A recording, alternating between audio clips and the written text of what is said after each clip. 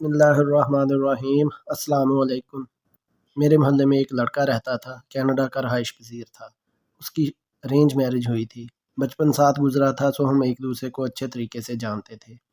اس کی 2 بیٹیاں اور 1 بیٹا تھا۔ مجھے اس کی شادی کے بارے میں بالکل علم نہیں تھا، نہ ہی اس کی بیوی کو جانتا تھا۔ 15 سال کے بعد وہ اچانک میرے گھر آیا۔ دروازے پر دستک ہوئی۔ سیکیورٹی گارڈ سے ملنے کے بعد کہنے لگا کہ مجھے فارس صاحب سے ملنا ہے۔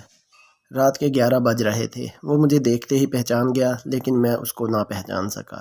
خیر کچھ قربت کے بعد میں نے اس کو پہچان لیا۔ عرفان صاحب، آج آپ اچانک گلے سے لگایا۔ وہ بالکل بدل چکا تھا، سر کے بال جھڑ چکے تھے، گنجا پن آ چکا تھا۔ مجھے دیکھ کر بولا، فارس صاحب آپ تو بالکل نہیں بدلے، جیسے 15 سال پہلے تھے ویسے ہی ہو۔ میں مسکرایا، نہیں جناب، ایسی کوئی بات نہیں ہے، صرف ظاہری شکل نہیں بدلی، باقی دل، احساس، سوچ، خیالات سب کچھ بدل چکا ہے۔ خیر میں نے چائے منگوائی۔ اس کا لہجہ کچھ دھیما ہونے لگا۔ میری آنکھوں میں دیکھ کر بولا، فارس صاحب مجھے گناہ کی معافی مانگنی ہے۔ میں مسکرایا، عرفان صاحب کیسا گناہ؟ آپ کیا کہہ رہے ہیں؟ عرفان اچھا بھلا جوان مرد تھا۔ چائے کا کپ سائڈ پہ رکھا۔ فارس صاحب میری شادی ایک بہت پیاری اور پاک دامن لڑکی سے ہوئی تھی۔ ماں باپ نے رشتہ کیا تھا، ابو تو تھے نہیں، امی کو انکار نہیں کر سکا۔ رشتہ ہوا، شادی ہو گئی۔ وہ بہت اچھی تھی، لیکن ہماری سوچ مختلف تھی۔ میں کینیڈا میں رہتا تھا، اس لیے شراب پینا میرے لیے عام سی بات تھی۔ اسے سگریٹ اور شراب سے سخت نفرت تھی۔ 1 سال کے بعد ہم میں بہت جھگڑے ہونے لگے۔ وقت گزرتا گیا۔ 2 بیٹیاں اللہ نے دیں۔ وہ حاملہ تھی۔ میں اسے طلاق دے کر چلا گیا۔ میں واپس نہ پلٹا۔ آج 10 سال گزر چکے ہیں اسے چھوڑے ہوئے۔ میں بہت پچھتا رہا ہوں۔ میرا 2 بار بائی پاس ہو چکا ہے۔ شاید اب میرے پاس زیادہ وقت نہیں ہے، نہ جانے کب زندگی دغا دے جائے۔ وہ رو رہا تھا۔ میرا ہاتھ پکڑ دیا، فارس صاحب میں اپنے بچوں کو اپنانا چاہتا ہوں۔ مجھے بہت تیز بخار تھا، مجھ میں ہمت نہ تھی، پھر بھی میں اس کے کندھے پر ہاتھ رکھ کر اس کو تسلی دی۔ عرفان اللہ سب بہتر کرے گا، تم اداس نہ ہو۔ وہ بلک بلک کر رو رہا تھا۔ فارس میرے بچوں کا کیا قصور تھا؟ میری انا اور میرے غرور نے ان کو نہ جانے کتنے درد دیے ہوں گے۔ میں اپنی بیٹیوں کو سینے سے لگانا چاہتا ہوں۔ فارس مجھے میری بیوی بچوں کے پاس جانا ہے، میں سب کچھ لٹا دوں گا۔ میں نے پوچھا، دوسری شادی کیوں نہیں کی؟ کہنے لگا، مجھے اس رشتے سے نفرت سی ہو گئی تھی۔ مجھے کسی عورت کا یوں ساتھ رہنا اچھا نہیں لگتا تھا، لیکن جب سے میں بیمار ہوا ہوں مجھے احساس ہونے لگا ہے ہم سفر کے بنا زندگی کچھ بھی نہیں۔ میں نے اس کو تسلی دی، چونکہ میں خود بیمار تھا۔ اسے گھر جانے کا کہا، اسے یقین دلایا کہ کل اس کے بیوی بچوں کے پاس ضرور جائیں گے۔ فجر کی نماز ادا کر کے میں فارغ ہوا۔ بارش ہو رہی تھی۔ وہ بھیگا ہوا میرے دروازے پر آ کھڑا ہوا۔ اس کی آنکھیں سرخ تھیں، سوج چکی تھیں، یوں لگ رہا تھا وہ رات بھر سویا نہیں۔ مسکراتے ہوئے آیا، فارس صاحب اب چلیں؟ میں نے مسکراتے ہوئے اسے بیٹھ جانے کو کہا۔ ناشتہ منگوایا، دونوں نے ناشتہ کیا۔ مجھے کچھ کام تھا اپنے NGO کا، وہ ختم کیا۔ 9 بج رہے تھے۔ وہ میری طرف دیکھ رہا تھا، کبھی موبائل دیکھتا، کبھی گھڑی کی جانب دیکھتا۔ میں اس کی بے چینی سمجھ رہا تھا۔ وہ اپنی کار لے کر آیا تھا، اس کے ساتھ ہی چل دیا۔ وہ بتانے لگا، میری بڑی بیٹی کا نام شامزے ہے، مجھے یاد ہے اس کی پیاری سی آنکھیں، میں نے اسے گود میں اٹھایا ہوا ہے۔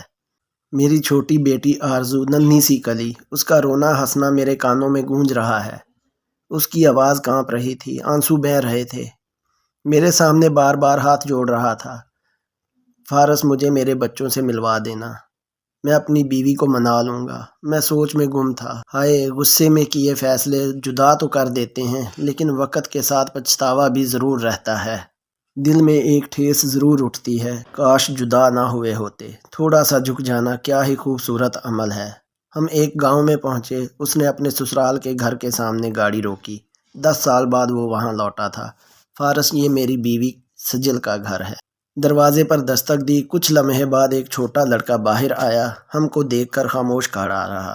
میں نے نام پوچھا، پھر پوچھا اپنے پاپا کو بھیجو۔ وہ آہستہ سے بولا، پاپا نہیں ہیں، ماما ہیں۔ دوڑتا ہوا گھر میں گیا، اتنے میں ایک عورت باہر آئی۔ وہ عرفان کو دیکھتے ہی پہچان گئی تھی۔ تم یہاں؟ وہ عورت عرفان کی بیوی کی بھابھی تھی۔ عرفان رونے لگا، بھابھی سجل کہاں ہے؟ بھابھی غصہ کرنے لگیں۔ میں نے سمجھایا، پلیز غصہ نہ کریں۔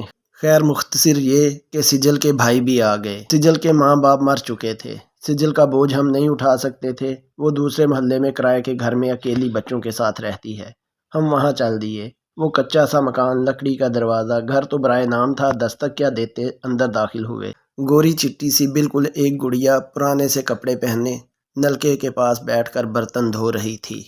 دوسری لڑکی ننگے پاؤں جھاڑو دے رہی تھی۔ عرفان دیکھتے ہی اپنی بیٹیوں کو پہچان گیا۔ آنکھوں میں آنسو تھے، زمین پر بیٹھ کر رونے لگا۔ وہ اتنی زور سے رو رہا تھا کہ محلے کے لوگ جمع ہو گئے۔ اپنی بیٹیوں کی حالت کو دیکھ کر وہ تڑپ اٹھا۔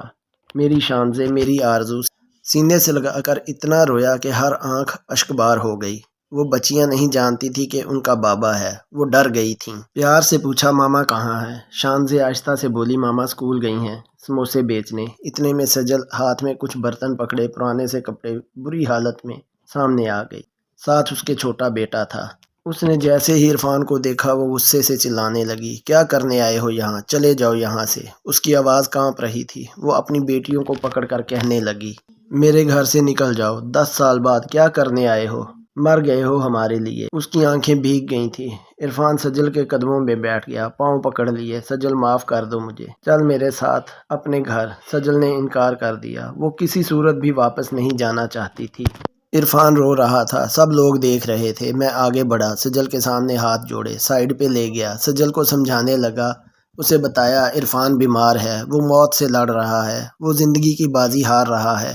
مانا اس نے غلطی کی، مانا اس سے غلطی ہو گئی، مانا اس نے ظلم کیا۔ اس کے چہرے کی جانب دیکھو، وہ کتنا تھک چکا ہے، وہ ہار چکا ہے۔ جانتی ہو سجل، وہ ساری رات نہ سویا تھا۔ وہ ساری رات میرے گھر کے باہر کھڑا رہا کہ کل تم سے ملوں گا، بچوں سے ملوں گا۔ سجل دیکھو وہ کتنا بے بس ہے۔ پہلے 10 سال اس کی انا نے بیٹیوں کی خوشیاں چھین لی، اب تمہاری انا بچیوں کی خوشیاں چھین لے گی۔ سوچو اس بارے میں۔ تم دونوں اپنی ضد میں اپنے بچوں کو کیوں بن موت مار رہے ہو؟ شاید سجل کو احساس ہو گیا تھا۔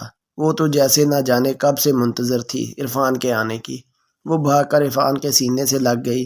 عرفان خود بیٹوں کو چومنے لگا، کبھی ہاتھ چومتا کبھی چہرہ۔ تینوں بچوں کو سینے سے لگایا، سجل کا ہاتھ پکڑا، کار میں بٹھایا، جانے لگا۔ وہ اپنی خوشی میں بھول گیا تھا کہ فارس بھی ساتھ آیا ہے۔ میں مسکرا رہا تھا۔ میں نے اللہ کا شکر ادا کیا کہ اللہ نے ان دونوں کو سمجھ عطا کی اور ایک کر دیا۔ کار تھوڑی دور گئی، پھر رکی۔ عرفان اتر کر واپس آیا۔ فارس بھائی، میں تو آپ کو بھول ہی گیا تھا۔ میں نے عرفان کے کندھے پر ہاتھ رکھا۔ عرفان جاؤ، اپنی بیوی بچوں کے ساتھ زندگی گزارو، خوش رہو۔ وہ لاکھوں دعائیں دے رہا تھا۔ امید ہے آپ کو یہ کہانی پسند آئے گی۔ شکریہ۔